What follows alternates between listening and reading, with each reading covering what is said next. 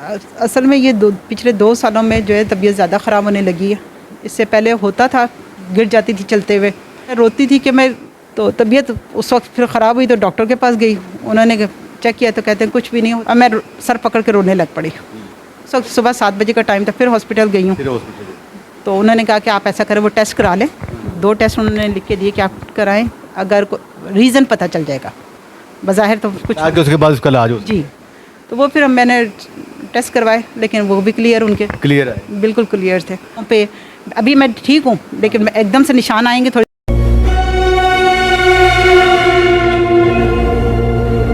देखो ये कैसे आए, अभी तो नहीं थे, और आधे घंटे तक रिमूव खुद हो जाते। जो है अभी वज़ू करके हटी थी तो पहली दफ़ा काले छींटे आए हैं।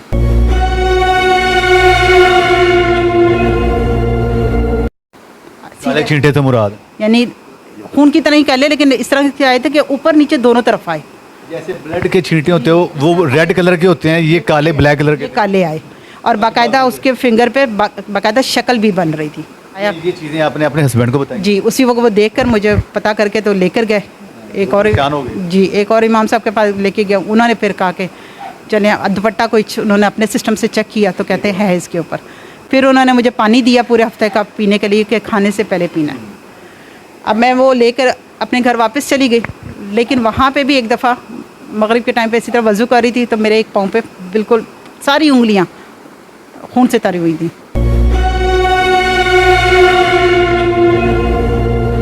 ये जो आप उन्होंने पानी दी थे वो पी भी रही हैं, इलाज चल भी रहा है, लेकिन उसके बावजूद भी इलाज चल रहा है, उसके बावजूद ब्लड जी, उन्होंने बस एक दिया था जलाने को, वो भी मैं 3 महीने से कंटिन्यू कर रही थी, रमज़ान से पहले तक करती रही हूँ कंटिन्यू।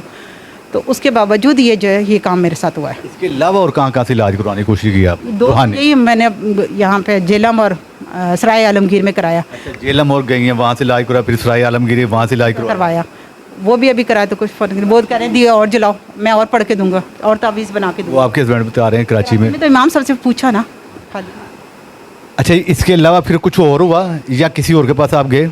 नहीं, ये करवाने के बाद मैंने कई बार सोचा था कि मैंने आपका प्रोग्राम देखा था, आसिफ ज़दा में फ़र्स्ट टाइम आपको देखा था। उसके बाद फिर मुझे पता चला कि जिन ज़दा के नाम से आपका प्रोग्राम चल रहा है।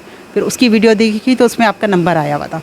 फिर मैंने अपने हस्बैंड को वो नंबर दिया। मैंने कहा कि अभी तक तो मैं ही देख रही हूँ खाली, इमाम साहब के पास भी चले गए, सारों को चेक करा लिया, तो एक दफ़ा ज़रा आप भी देख लें, इनको भी जी आपको देख लें और कर लें कि शायद इलाज अब हो जाए, क्योंकि पिछले 2 में तो करते करते में भी मेरे साथ हो रहा है ना, कोई फ़ायदा नहीं हुआ। तावीज़ भी पहने हुए हैं, सारा प्रोसेस भी कर रही हूँ, फिर भी मेरे साथ हो रहा है, वो ख़त्म नहीं हो रहा है।